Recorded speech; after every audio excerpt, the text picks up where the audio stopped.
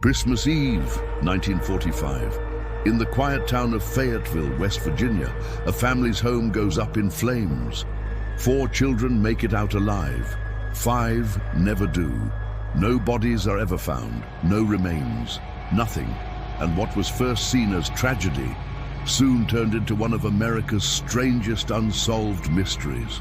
Because the more the parents searched, the more they were convinced their children weren't dead, they were taken.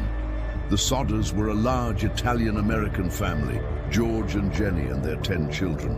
That night, after opening gifts and heading to bed, the world outside was quiet.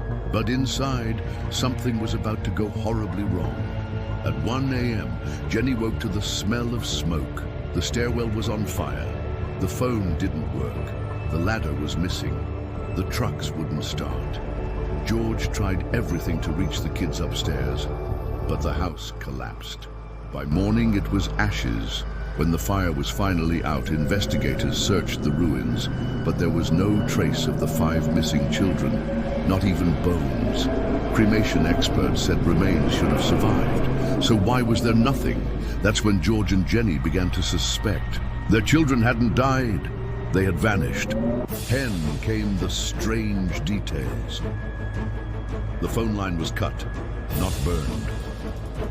The ladder was found in a ditch far from the house. The trucks wouldn't start, despite working perfectly earlier. A witness saw a man stealing a mechanical device from the property, and days later, someone reported seeing the children watching the fire from a passing car. Sightings kept coming in, at a hotel in Charleston, at a boarding school in New York. But none were confirmed. The Sodders refused to give up. They put up billboards all over West Virginia. They hired detectives, followed every lead.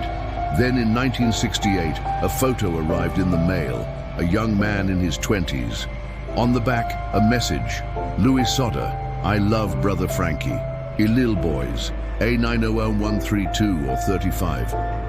The man in the photo looked like Louis, one of the missing children, but the message made no sense, and the sender was never found.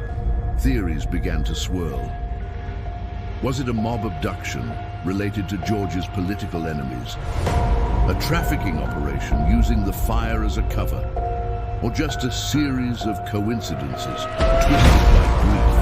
The police never reopened the case. The file eventually went cold. The billboard stood until the 1980s. But the mystery lives on. It's been nearly 80 years. 5 children vanished. A fire destroyed everything, and a family never stopped looking. What really happened to the Sodder children?